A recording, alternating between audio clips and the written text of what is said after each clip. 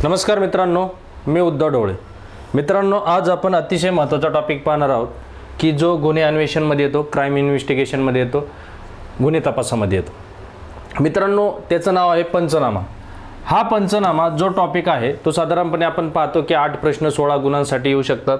आणि हा पंचनामा समजून घेण्यासाठी तुम्हाला सर्वप्रथम CRPC हा कायदा समजून घेणं गरजेचं आहे, क्रिमिनल प्रोसिजर कोड 1973, आणि त्याच्यानंतर एव्हिडन्स ॲक्ट पण समजून घेणं गरजेचं आहे.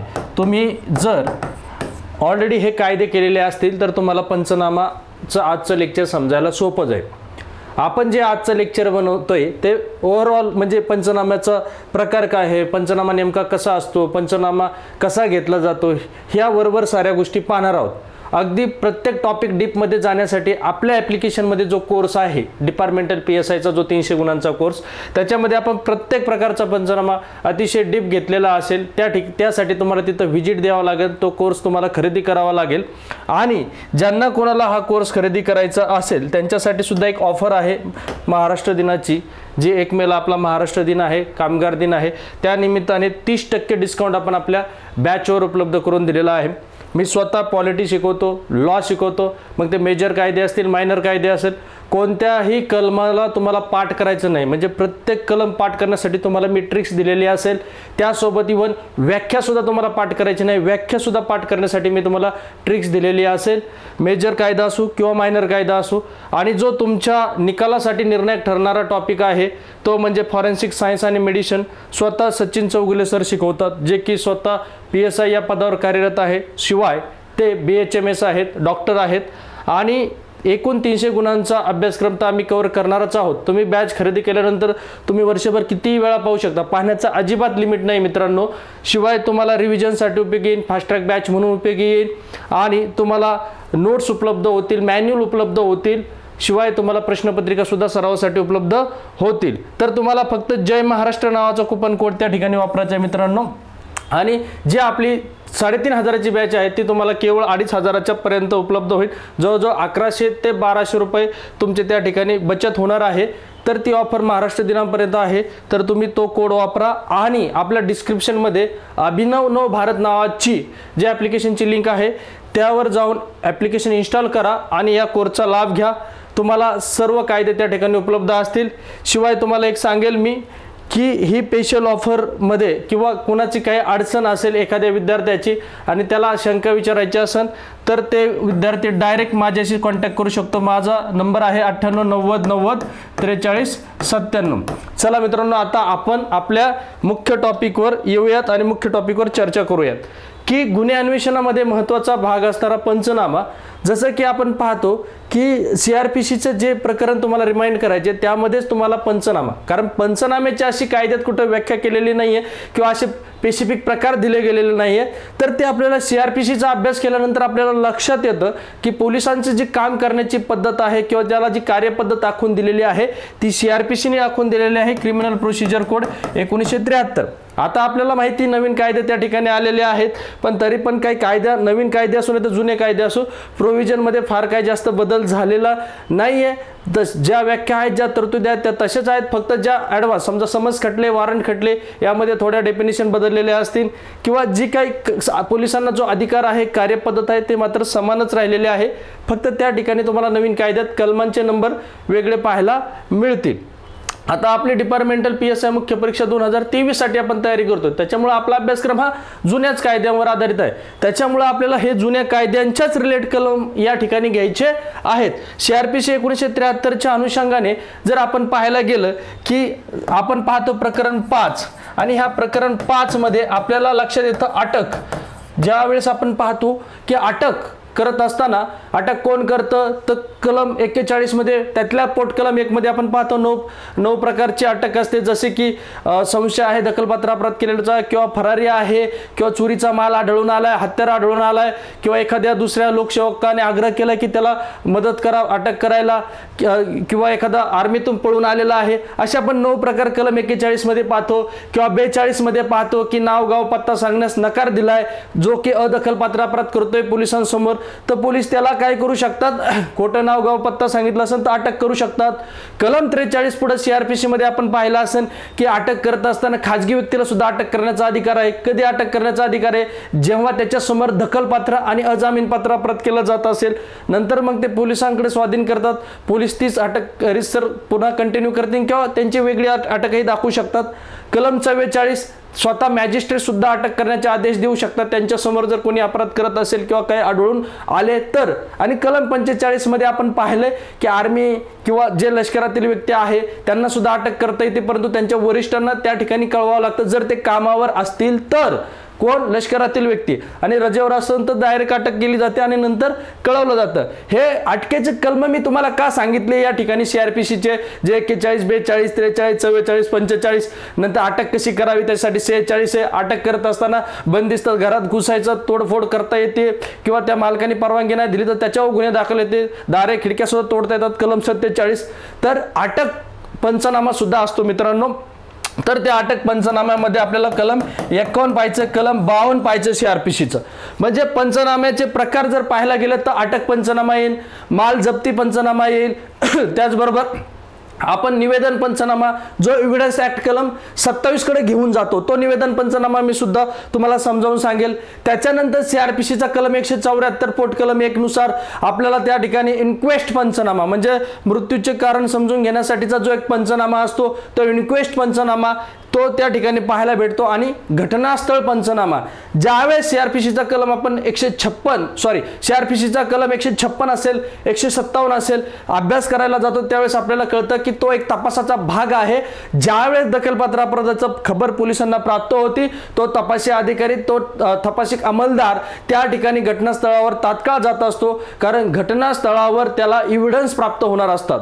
मित्रांनो, कोणताही पंचनामा असेल तो एक पुराव्याचा भाग म्हणा, तपासाचा भाग म्हणा, कारण न्याय व्यवस्था ही कशावर चालते, भारतीय पुरावा कायदा म्हणजे पुराव्यावर आधारित चालते. न्याय व्यवस्था शब्दावर आधारित साक्ष असेल किंवा मिळालेले पुरावे असतील तपासामधील त्या दोन्हींच्या आधारावर न्याय व्यवस्था काम करत असते आणि त्यावर न्याय निर्णय होत असतो आणि आरोपीला शिक्षा होत असते. जर तपासी अधिकाऱ्यांनी पुरावे जर गोळा केले नसतील आणि पुरावे सबळ नसतील किंवा त्या पुरावे साबित होत नसतील तर आपला मग कन्व्हिक्ट रेट कमी होतो, म्हणजे दोष सिद्ध होण्याचं प्रमाण फार कमी आहे. भारताच्या न्यायव्यवस्थेत पण आपण पाहतो 40-42% अगदी पाहायला भेटतं. नंतर अक्षरशः ते निर्दोष सुटतात किंवा पुराव्याच्या अभावी त्यांना सोडून द्यावं लागतं. त्याच्यामुळे पंचनामा सुद्धा एक पुराव्यासाठी किंवा त्या गुन्ह्याला साबितीसाठी पुष्टीसाठी अतिशय महत्त्वाचा आहे.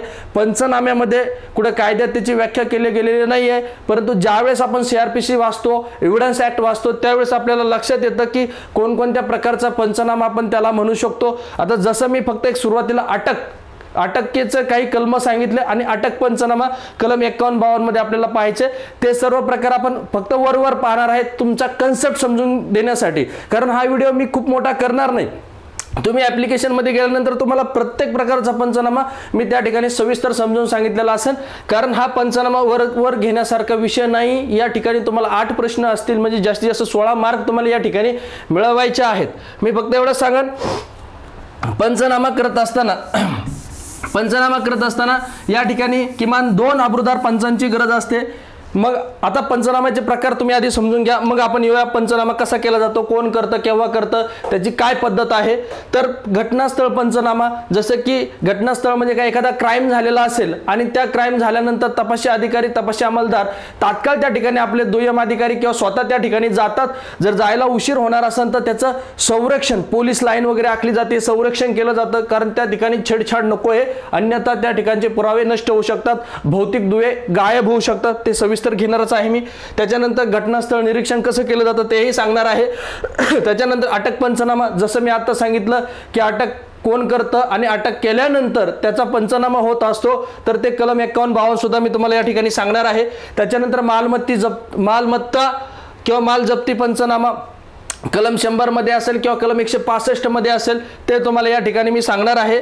आणि नंतर इन्क्वेस्ट पंचनामा, जसं की एखादा अनैसर्गिक मृत्यू त्या ठिकाणी घडलेला असेल, मग आत्महत्या असेल, प्राण्यांकून त्याचा घात झालेला असेल किंवा त्याचा अपघाती यंत्राच्या माध्यमातून घात झालेला असेल त्या ठिकाणी त्याचा इन्क्वेस्ट पंचनामा केला जातो, म्हणजे मृत्यूच्या कारणांचा पंचनामा असतो तो. आणि मेमोरंडम म्हणजे निवेदन पंचनामा, त्याला रिकव्हरी पंचनामा सुद्धा म्हटलं जातं. आरोपीने जो काही माल चोरलेला असो किंवा गुन्ह्यात वापरलेला असेल त्याने निवेदन केल्यानंतर त्याची रिकव्हरी केली जाते, त्यावेळेस सुद्धा पंचनामा केला जातो. आणि हा पंचनामा न्यायालयात ग्राह्य असतो. कसा ग्राह्य असतो, का ग्राह्य असतो, आता या ठिकाणी मी तुम्हाला सुरुवातीकडे येईन की पंचनामा कोण घेतं आणि पंचनामा घेण्यासाठी कोण व्यक्ती लागतं. तर पंचनामा घेण्यासाठी पोलीसच असतात मित्रांनो. पंचनामा घेण्यासाठी कोण असतात, पोलीसच असतात. फक्त पोलिसांसमोर किमान दोन काय लागतात, अब्रुदार पंच लागतात. अब्रुदार लक्षात ठेवा, 2 अब्रुदार पंच लागतात. अब्रुदार म्हणजे काय, ज्यांची गुन्हेगारी पार्श्वभूमी नकोय, ज्यांच्यावर कोणत्याही प्रकारचं म्हणजे थोडक्यात त्याचं कॅरेक्टर पण महत्त्वाचं आहे. आणि शिवाय हे पंच त्या तक्रारदाराशी म्हणजे त्या फिर्यादीच्या किंवा आरोपीच्या संबंधित नसावेत, म्हणजे जेणेकरून ते सुद्धा तपासी अधिकाऱ्याशी कोऑपरेट करतील आणि त्या ठिकाणी त्या पार्शियलिटी होणार नाही, कोणत्याही प्रकारचं त्या ठिकाणी पार्शियलिटी दिसून येणार नाही. किमान 2 अब्रुदार पंच असावेत. शिवाय ते कसे असावेत, प्रौढ असावेत, सज्ञान म्हणजे प्रौढ असावेत, 18च्या पुढील म्हणजे सज्ञान असावेत आणि यंग असावेत. लय वयस्करही नकोय, लय आजारही नकोय. अन्यथा काय होतं, कारण ह्या पंचांना पुढं ज्यावेळेस केस बोर्डावर येते त्यावेळेस मात्र ते पंच हयात नसतात. मग यामुळे काय होतं, मग केस वीक पडते. म्हणजे हे पंच कसे असावेत, निरोगी असावेत, आजारी नसावेत, थोडे यंग असावेत, पण प्रौढ असावेत, हे लक्षात ठेवा, सज्ञान असावे. जर तो अपराध 7 वर्षाच्या पुढील गुन्ह्याचा असेल तर मात्र या ठिकाणी शासकीय पंच सुद्धा बोलवता येतात. आता हे पंच बोलवत असताना गावातीलच पाहिजे का, स्थानिकच पाहिजे का, तर स्थानिक पंच चालतातच. जर स्थानिक उपलब्ध होत नसतील तर दुसरे सुद्धा पंच चालतात. आणि ते पंच वारंवार होणारे नको आहेत. वारंवार म्हणजे तेच काम, त्याला दुसरं काहीच काम नाही, तर ते नकोय. अन्यथा काय होतं, ते एक कुठेतरी शंका उत्पन्न निर्माण होते. आता तुम्ही पाहिलं असेल समीर वानखेडे यांची केस, जसं की आर्यन खान प्रकरणात पाहिलं की तेच पंच समीर वानखेडेंसोबत वारंवार दिसले गेले आणि गुन्हेगारी पार्श्वभूमी सापडले. म्हणजे पुणे पोलिसांकडे एक्स्टॉर्शनचा खटला दाखल होता, गुन्हा दाखल होता त्या गोस्वामी नावाच्या पंचावर. त्याच्यामुळे समीर वानखेडेंच्या अगेन्स्ट CRPCचा 295, 96, 297 लोकसेवकाच्या अगेन्स्ट सुद्धा त्या ठिकाणी एक प्रकारे त्याच्या कर्तव्याविरुद्ध खटला दाखल करण्याचा प्रकार त्या ठिकाणी आपल्याला पाहायला भेटला. म्हणजे लोकसेवकाला सुद्धा या ठिकाणी कायदा माफी देणार नाही.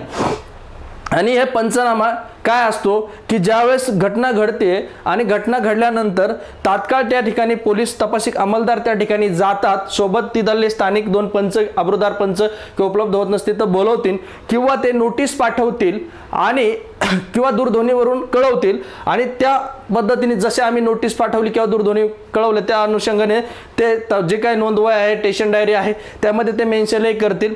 आणि जर ते पंच आले नाही, पंचांनी सहकार्य केलं नाही, तर त्या पंचावर सुद्धा IPC 187 नुसार गुन्हा दाखल होईल. कारण IPC 187 काय सांगतोय की लोकसेवकाला त्याच्या कामात मदत करायची असते, 6 महिने किंवा 500 रुपयापर्यंत दंड आहे. म्हणजे पोलिसांनी आग्रह केला तुम्हाला पंच व्हायचे तर नाही म्हणायचं नाही, अन्यथा 187 नुसार तो अपराध आहे. भले की तो NC असेल, परंतु 6 महिने किंवा 500 पर्यंत दंड आहे, दोन्ही आहे.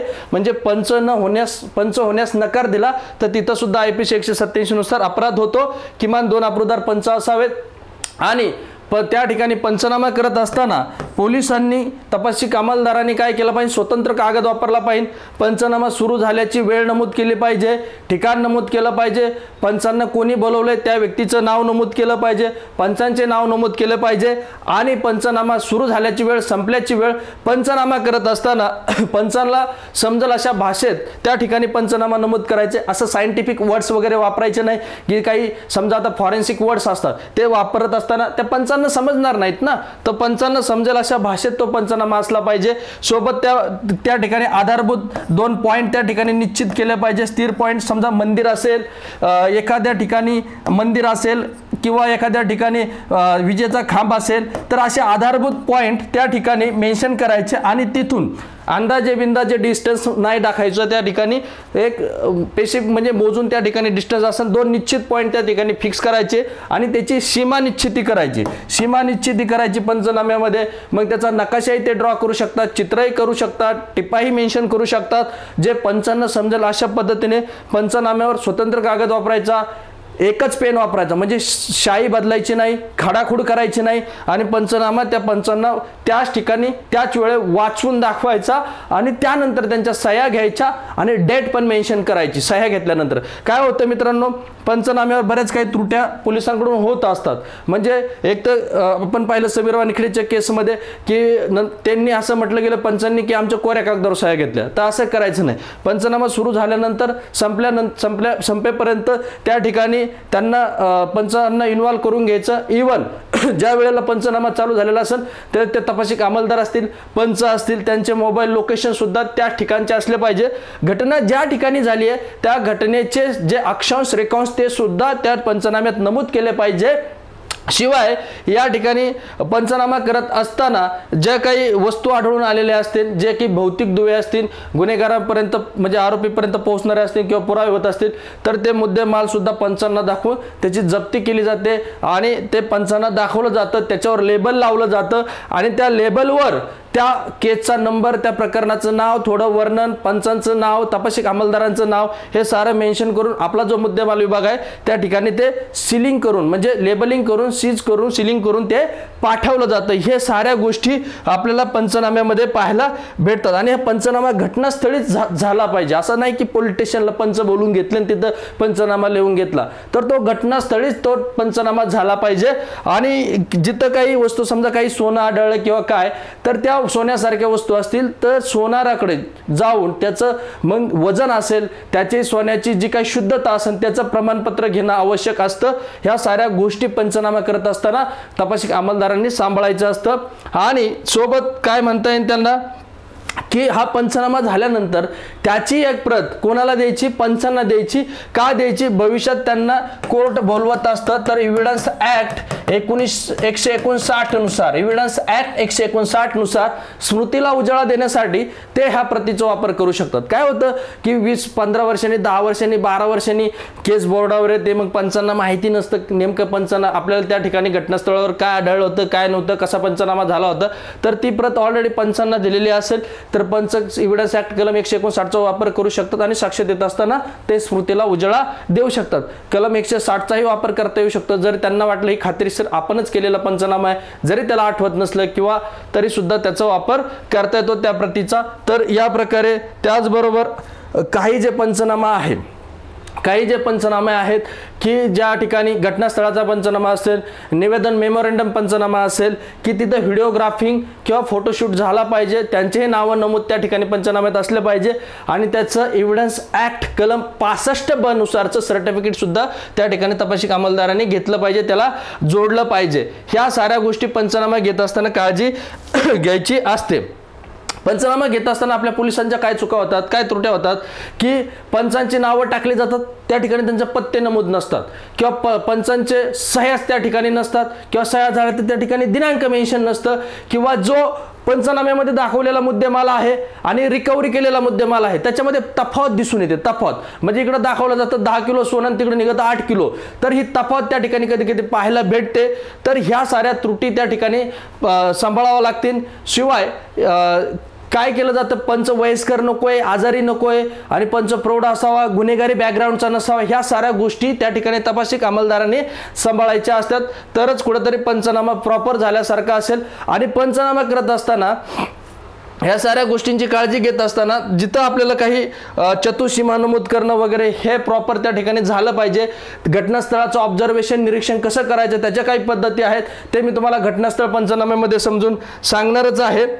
तर या ठिकाणी काही मुद्देमाल जप्तीमध्ये चलनी नोटा वगैरे सापडल्या, जसं की भ्रष्टाचार प्रतिबंधक कायदा आहे त्या ठिकाणी अँटी करप्शनची रेड पडते, तर ज्या काही नोटा वगैरे मिळतात किंवा जे काही मुद्देमाल जप्तीमध्ये येते ज्या नोटा असतात त्या नोटांचा क्रमांक सुद्धा पंचनाम्यामध्ये नमूद करायचा असतो. तर मित्रांनो, पंचनामा कसा घेतला जातो, कोण घेतं, कोण असायला हवं, त्याच्या त्रुट्या काय, त्याची पात्रता काय, ह्या साऱ्या गोष्टी मी तुम्हाला या ठिकाणी सांगितलं आहे. पंचनामा हा गुन्हे अन्वेषणाचा एक भाग आहे, महत्त्वाचा भाग आहे. यातून एव्हिडन्स निर्माण होतो, एव्हिडन्स प्राप्त होतो न्यायालयाला गुन्हेगारांना कठोर शिक्षा देण्यासाठी म्हणा किंवा त्याचा एक गोष्टीला शाबिती, तथ्याला पुष्टी देण्यासाठी, शाबिती देण्यासाठी. आता मित्रांनो, आपण सविस्तर जाणार आहोत आणि हे जे काय आहेत ते तुम्हाला फक्त कन्सेप्ट क्लिअर करण्यासाठी सांगणार आहे. जसं की आता तुमच्या पुढे घटनास्थळ पंचनामा आहे. तुमचा घटनास्थळ पंचनाम्यासाठी स्वतंत्र व्हिडिओ असणार आहे आपल्या बॅचमध्ये, कारण त्याचे एकदम डीपमध्ये तुम्हाला जायचं. इथं मी फक्त तुम्हाला आता हे फक्त ओव्हरऑल सांगतोय, त्याच्यामुळे मी थोडक्यात सांगत चालणार आहे. घटनास्थळ पंचनामा का महत्त्वाचा आहे मित्रांनो? कारण एखादा अपराध झालेला असेल तर दखलपात्र अपराध असेल तर CRPC 154 नुसार त्याची FIR घेतली जाते, खबर दिली जाते, माहिती दिली जाते. आणि अदखल असेल तर CRPC 155 ही साऱ्यांना माहिती आहे. पण अदखलपात्र अपराधात सुद्धा न्यायालयाने परमिशन दिले तर पोलिसांना तपास करावा लागतो. आणि CRPC 154 नुसार पोलिसांना डायरेक्टच अधिकार असतो आणि ते CRPC 156 नुसार तपासाचा त्यांना अधिकार प्राप्त होतो. आणि 157(1) मध्ये आपल्याला घटनास्थळ पंचनामा पाहायला भेटतो. 156 हा तपासाचा पोलिसांना असणारा अधिकार आहे. तर 156(3) मध्ये सुद्धा न्यायालयाने आदेश दिला तर पोलिसांना तपास करावा लागतो. 156(3) मध्ये न्यायालयाने आदेश दिला तर पोलिसांना तपास करावा लागतो. तर अशा वेळेस घटनास्थळ पंचनाम्यामध्ये खूप काही भौतिक दुवे पोलिसांना त्या ठिकाणी प्राप्त होत असतात, पुरावे पोलिसांना प्राप्त होत असतात, ज्यामुळे गुन्हेगाराला शिक्षा होऊ शकते, आरोपीला शिक्षा होऊ शकते. मित्रांनो, जोपर्यंत गुन्हा सिद्ध होत नाही तोपर्यंत तो आरोपी असतो, कारण त्याच्यावर आरोप केलेले असतात. आणि जेव्हा न्यायालयात त्याचे आरोप सिद्ध होतात तेव्हा तो गुन्हेगार होतो. तर ह्या घटनास्थळ हा सगळ्यात मोठा साक्षीदार समजला जातो. लक्षात ठेवा, घटनास्थळ हा सगळ्यात मोठा साक्षीदार समजला जातो की जो आरोपीकडून फितूर होत नाही, जो कोणाच्या आमिषाला बळी पडत नाही, जो कोणाकडून पैसे घेत नाही. का बरं? कारण ज्या ठिकाणी अपराध झालाय आणि पोलिसांना खबर प्राप्त झाली की इथे काय झालाय, गोळीबार झालाय. जसं की सलमान खानच्या घराचा विषय पहा. पोलिसांना खबर प्राप्त झाली की त्या ठिकाणी सलमान खानच्या घराबाहेरून गोळीबार झालाय, अपराध झालाय. तर त्या ठिकाणी तात्काळ त्या ठिकाणी पोलीस ठाणे अंमलदार काय करेल, स्वतः जाईन किंवा दुय्यम अधिकाऱ्यांना पाठवेल जे राज्य शासनाने नमूद केलेले असतील त्या पदाचे. तर किमान ते पात्रतेचे दुय्यम अधिकारी त्या ठिकाणी जातील आणि सर्वप्रथम घटनास्थळाला संरक्षित करतील. मग संरक्षित police line, do not cross police line अशी एखादी पट्टी आडवी लावू शकतात त्या घटनास्थळाला. किंवा एखाद्या फ्लॅटमध्ये अपराध झालेला असेल तर तो फ्लॅट ताब्यात घेतील. आणि गरज पडली तर त्या घटनास्थळावर फॉरेन्सिक टीम, श्वान पथक किंवा बॉम्ब स्क्वॉड जे आवश्यक आहे ते, किंवा जे एक्सपर्ट आहेत फॉरेन्सिक एक्सपर्ट, त्यांना घेऊन जातील. काय घेऊन जातील? कारण घटनास्थळ हा सगळ्यात मोठा साक्षीदार आहे. त्याला माहिती असतं की इथं काय झालंय, बाकीचे जरी कोणी नसले तरी. आणि त्या घटनास्थळावर, कारण घटनास्थळ काय करत, पंचनामा ह्या शब्दाची व्याख्या जर सांगायची झाली तर मित्रांनो, घटना घडून गेल्यानंतर जी काय परिस्थिती निर्माण झालेली असती त्या परिस्थितीवरून जे काय दृश्य वर्णन केलं जातं आणि ते वर्णन एका कागदावर उतरवलं जातं. कुणाच्या समक्ष? तर पंचांच्या समक्ष उतरवलं जातं. तर त्याला काय म्हणायचं? पंचनामा म्हणायचं. एक प्रकारे ते त्या ठिकाणी नकाशे असतात, चतुष्सीमा मेन्शन केलेली असते, टिप्पणी असतात. जसं की मंदिर आहे, मंदिरापासून एवढं अंतर, विजयचा खांब आहे त्याच्यापासून एवढं अंतर. आता रेखांश अक्षांश सुद्धा लोकेशन डायरेक्ट भेटते, एवढं सायन्स पुढे गेलेलं आहे मित्रांनो. तर या प्रकारे भौतिक दुवे जे असतात, समजा गुन्हेगाराचे काही कपडे फाटलेले असतील, त्या ठिकाणी काही चप्पल राहिलेले असतील, फुटप्रिंट असतील, हाताचे काही ठसे असतील, तर त्यासाठी अंगोली मुद्रा एक्सपर्ट त्या ठिकाणी बोलवले जातात. त्या ठिकाणी त्यांच्याकडून जे काही सर्टिफिकेट, त्यांच्याकडून जो अहवाल आहे फॉरेन्सिक सायन्स एक्सपर्टवाल्याकडून, तो अहवाल सुद्धा त्या पंचनाम्यासोबत ते तपासिक अंमलदार जोडतील. सोबत हे तपासिक अंमलदार त्या ठिकाणी काय काय गोष्टी आढळून आल्यात, जसं की सलमान खानच्या घराबाहेर गोळीबार झाला होता आणि त्या ठिकाणी मग त्या गोळीबाराचे ते फोटो घेतले गेले, त्याचे काय ते मेजरमेंट झाले असतील की कोणत्या प्रकारची गोळी वापरली गेली असेल, कोणत्या प्रकारचा पिस्टल त्या ठिकाणी वापरला गेला असतील, त्या ठिकाणी ते फॉरेन्सिक एक्सपर्ट त्या ठिकाणी बोलवले गेले असतील. आणि बाकीच्या ज्या काही ऍक्टिव्हिटी असतील तर त्या काय झालंय, कुठली तोडफोड झाली, त्या घटनास्थळाचं पूर्ण ऑब्झर्वेशन तपासिक अंमलदारांनी किमान 2 पंचांसमक्ष केलेलं असतं. आणि त्या पंचांना समजेल अशा भाषेत ते वर्णन त्या ठिकाणी मेन्शन केलेलं असतं पंचनाम्यावर. आणि मग त्यांच्या सह्या घेतल्या जातात. पंचनाम्याची सुरू झालेली वेळ, संपलेली वेळ, पंचांच्या सह्या, पंचांचा पत्ता, ते दिनांक त्या ठिकाणी मेन्शन केला जातो आणि त्याची एक प्रत पंचांना दिली जाते. आता हे घटनास्थळाचा जसं मी तुम्हाला सांगितलं कलम 156 नुसार तपासाचा अधिकार आहे. तर पोलिसांना हे सगळे पंचनामा पोलिसच करतात. आणि कलम 157 CRPCच्या कलम 157(1) मध्ये घटनास्थळ पंचनामा पाहायला भेटतो. आता मित्रांनो, घटनास्थळ निरीक्षण कसं केलं जातं? तर बंदिस्त जागा असेल तर मित्रांनो, बंदिस्त जागा म्हणजे घर आहे, नुसतं एखादा फ्लॅट आहे, तर ते काय करू शकतात की घड्याळ सगळ्यांना माहिती आहे, तर घड्याळ कोणत्या दिशेने फिरतं? क्लॉकवाईज, म्हणून त्याला क्लॉकवाईज म्हणतात. बंदिस्त जागेचं निरीक्षण क्लॉकवाईज ने केलं जाऊ शकतं किंवा अँटी क्लॉकवाईजने सुद्धा केलं जाऊ शकतं. अँटी क्लॉकवाईज म्हणजे घड्याळाच्या विरुद्ध दिशेने. म्हणजे क्लॉकवाईज अँटी क्लॉकवाईज असं बंदिस्त जागेचं निरीक्षण करता येईल, त्या पद्धतीने त्यांनी निरीक्षण करायचं असतं घटनास्थळाचं. जर ती जागा मोकळी असेल किंवा उघडी असेल, एखादा मैदान असेल, तर आता जागा मोकळी असली म्हणजे मोठी असते, मग अशा वेळेस त्यांना काय करावं लागतात, असे पट्टे, आयताकृती असेल मैदान एखादं तर असे पट्टे करावं लागतात, असे पट्टे ते त्या ठिकाणी करतील आणि त्याचं ऑब्झर्वेशन करतील.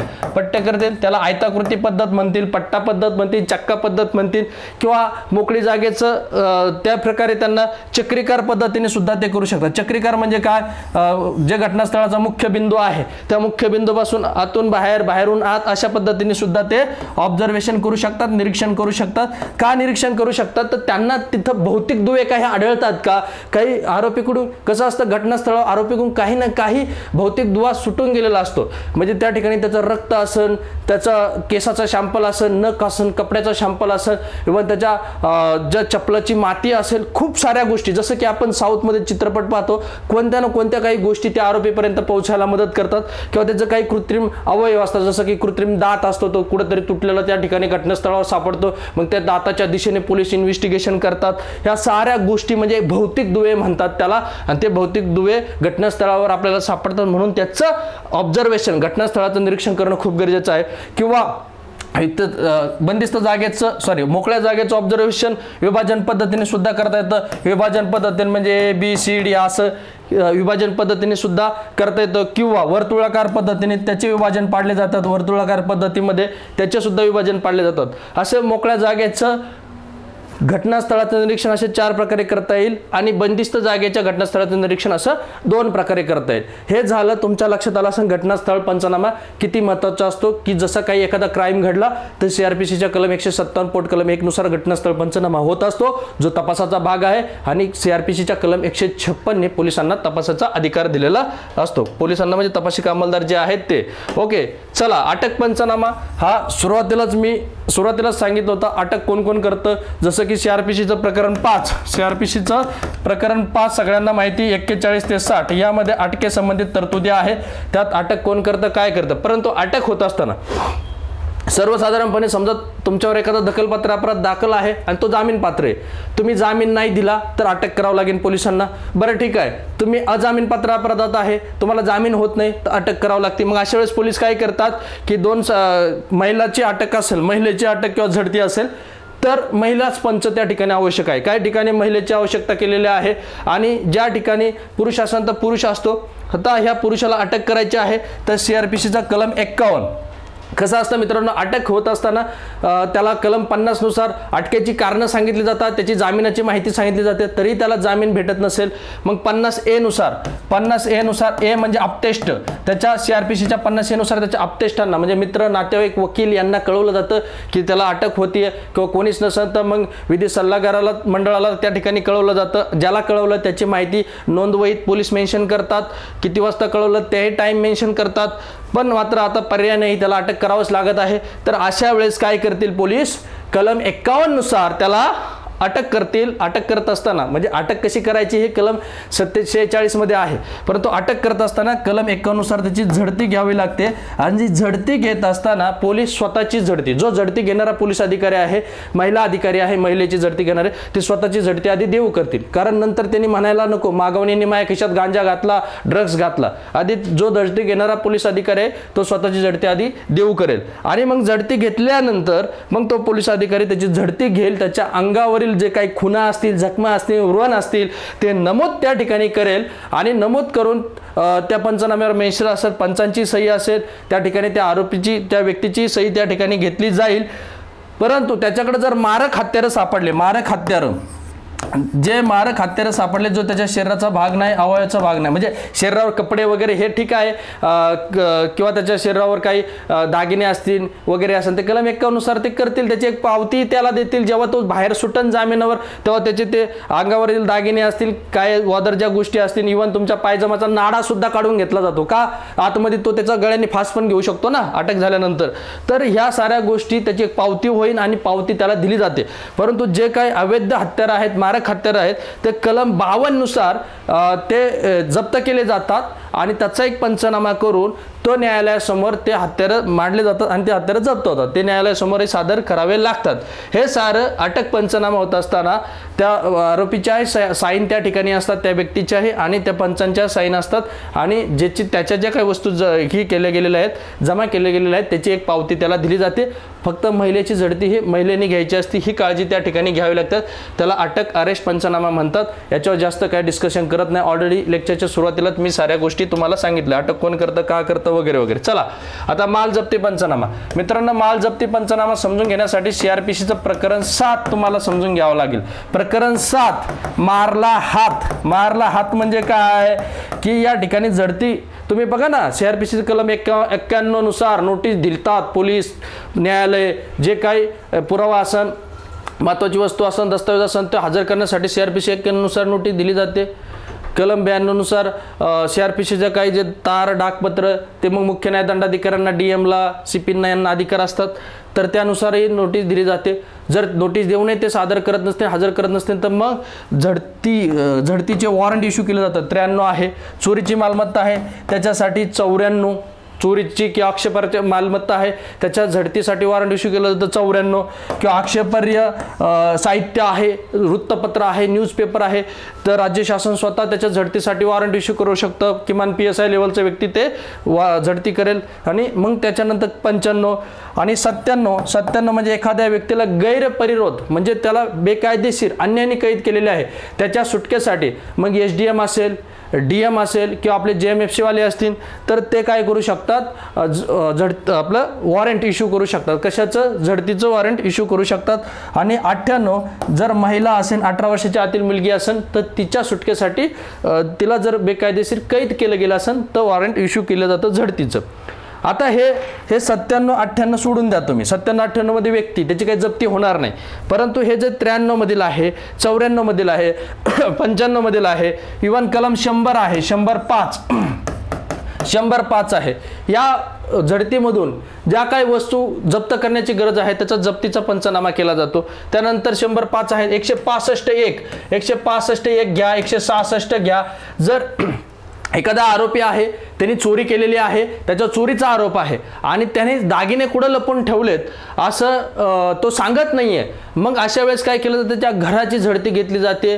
मग ते स्थानिक पोलीस स्टेशनच्या हद्दीत असेल तर कलम 165 नुसार स्थानिक पोलीस त्यांच्या पोलीस स्टेशनच्या हद्दीतलं घर असेल ते तर झडती घेतील, पण ते दुसऱ्या पोलीस स्टेशनच्या हद्दीत असेल, त्याचा फ्लॅट समजा पुण्याला आहे आणि तो सापडलाय समजा एखाद्या दुसऱ्या हद्दीतल्या पोलीस स्टेशनच्या वेळेस, मग ते 166 नुसार त्या संबंधित पोलीस स्टेशनच्या ठाणे अंमलदाराची परवानगी घेऊन ती झडती घेतली जाते आणि त्या झडतीतून जो काही माल रिकव्हर होतो किंवा पकडला जातो, जप्त केला जातो, तर त्यासाठी असतो सीजर सर्च पंचनामा। त्यासाठी काय असतो? सीजर सर्च पंचनामा, त्याला मालमत्ता जप्ती पंचनामा असं म्हटलं जातं। आता हे CRPCचे सारे कलम मी या ठिकाणी काय घेतले, यातून तुमची CRPCची रिव्हिजन पण होईल आणि तुमच्या लक्षात आलं पाहिजे जप्ती कुठं कुठं होती।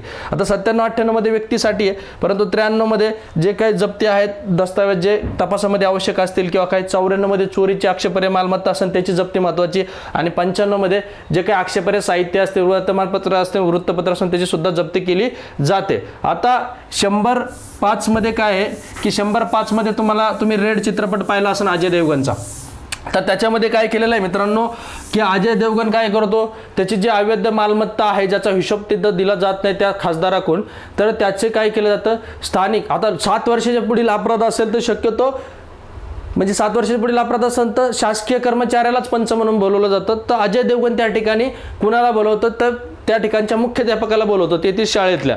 आता साहजिकच आहे हे पंचांना ऐकावंच लागतं, अन्यथा IPC 187 नुसार गुन्हा दाखल होतो।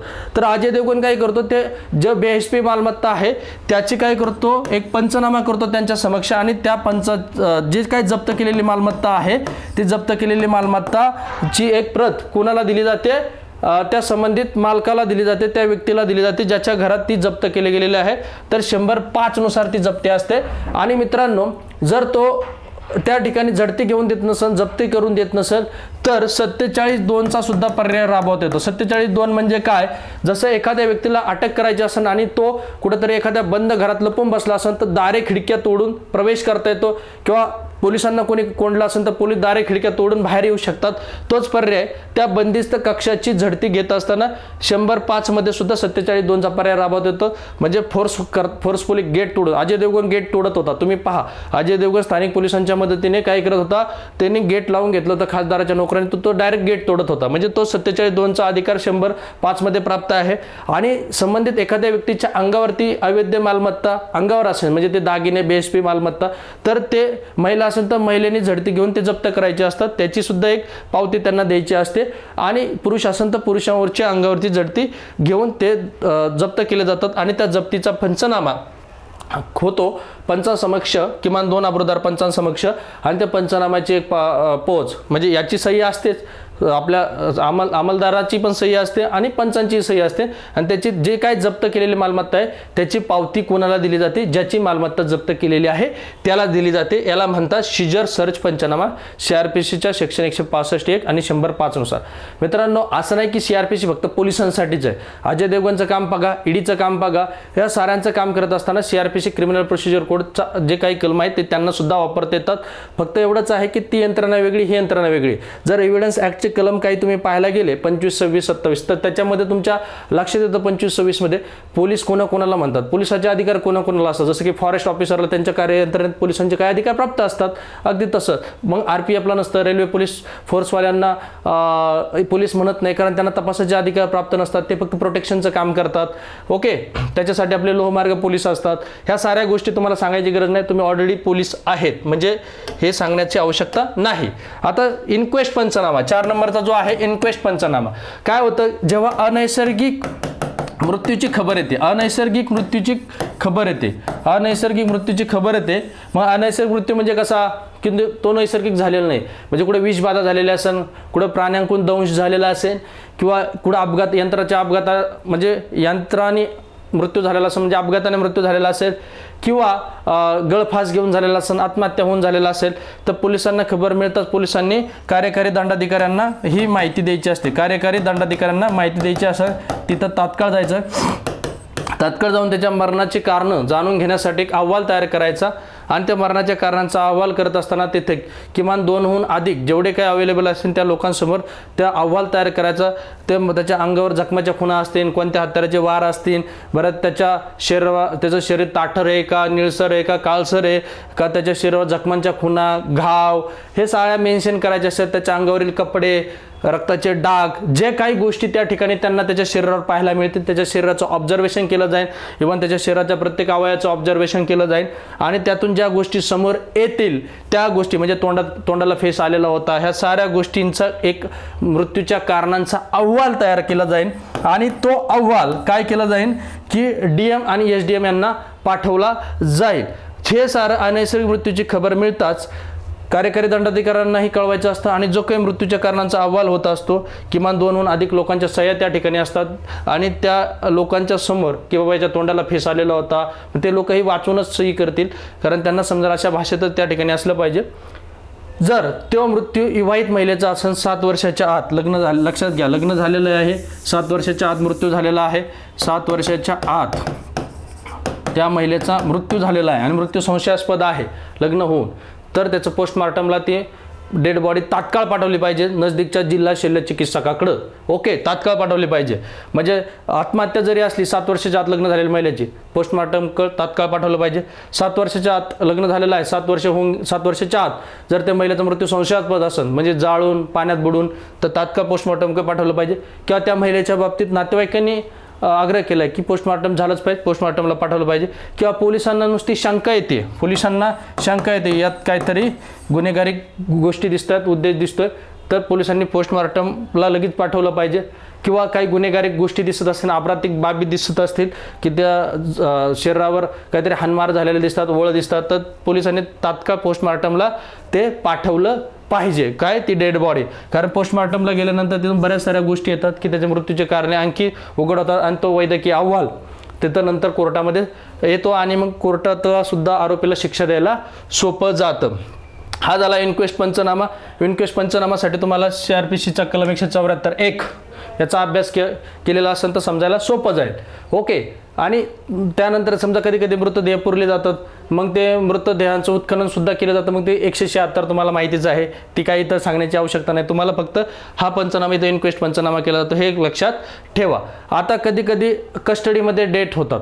आता तुम्ही पाहिले सगळे पंचनामा जवळजवळ पोलिसच करतात. 2 पंचांना बोलू कस्टडीमध्ये डेट होतात, म्हणजे पोलीस कस्टडीमध्ये ज्या डेथ होत असतात तर त्या डेथचा पंचनामा कोण करतं, तर स्वतः कार्यकारी दंडाधिकारी करतात. तिथं पोलीस येत नाहीत, लक्षात ठेवा. नाही तर तुम्हाला ऑप्शन देणं आयोग दुसऱ्या पोलीस स्टेशनचे पोलीस येतात का तिथं, तर नाही. समजा एखाद्या कस्टडीमध्ये आपण पाहतो पोलिसांकडून मारहाणीचे केसेस घडतात किंवा काहीतरी विषबाधा होते किंवा एखादा मरतो, तर त्या डेट कस्टडीमधली जी डेट झालेली आहे तर त्याची जे इन्क्वेस्ट पंचनामा आहे तो कार्यकारी दंडाधिकाऱ्याकडून होत असतो. चलो आता पुढचा शेवटचा पंचनामा मेमोरंडम, त्याला निवेदन पंचनामा म्हणतात. मित्रांनो पोलीस सगळं काम करतो, परंतु पोलिसांसमोर दिलेला जबाब कोर्ट ग्राह्य धरत नाही. इव्हिडन्स ॲक्ट कलम 25 असन पोलीस कस्टडीमध्ये दिलेला पोलीस जबाब पोलिसांसमोर दिलेला, म्हणजे पोलीस कस्टडीमध्ये असताना पोलिसांसमोर दिलेला कबुली जबाब कोर्ट ग्राह्य धरत नाही किंवा पोलिसांसमोर दिलेला कबुली जबाब कोर्ट ग्राह्य धरत नाही. एक्सेप्ट म्हणजे त्याला 2 अपवाद आहे, एक 27 आणि एक 32A किंवा 32(1) म्हणजे मृत्यूपूर्व जबाब कोणासमोरही द्या कोर्ट त्याला ग्राह्य धरतो, त्याला डाईंग डिक्लेरेशन म्हणतात. मृत्यूपूर्व जबाब म्हणजे मरत असताना एखाद्या माणसाने सांगितलं माझ्या मरणास कोण कारणीभूत आहे ते. आणि 27 काय सांगतंय की PCR मध्ये असताना पोलीस कस्टडीमध्ये असताना समजा एखादा चोर आहे आणि त्याने बँक लुटलेली, तर पोलीस त्याला विचारतात तू लुटीचा माल कुठे ठेवला, आणि त्यांनी सांगितलं मी लुटीचा माल माझ्या घरी पिठाच्या डब्यात ठेवला, तर मग त्या पिठाच्या डब्यात चेक केला असता तो माल सापडतो, म्हणजे तेवढं स्टेटमेंट ते ग्राह्य असतं. काय लुटीचा माल डब्यात ठेवलेला आहे. आता तुम्हाला तेही उदाहरण समजलं नसेल तर एक उदाहरण सांगतो म्हणजे तुमच्या लक्षात येईल. त्याला मेमोरंडम निवेदन पंचनामा म्हणजे काय म्हणतात. लक्षात घ्या की एक खून झालेला आहे एक खून झालेला आहे, एने खून केलेला आहे, ओके, आणि हा पोलिसांच्या कस्टडीत आहे. हा लक्षात घ्या. तर त्या एने खून केलेला आहे आणि एला विचारलं तू खून ज्या हत्याराने केले ते हत्यार कुठे आहे, तो म्हणला ते हत्यार माझ्या घरामागच्या लिंबाच्या झाडाखाली पुरून ठेवले. आता लिंबाच्या झाडाखाली पुरून ठेवलं असं तो स्टेटमेंट देतो. ज्यावेळेस तो निवेदन करत असतो त्यावेळेस पंच बोलवले जातात, तो टायमिंग मेन्शन केला जातो, पंचांसमोर त्याचं निवेदन होतं, त्याला मेमोरंडम पंचनामा म्हणतात.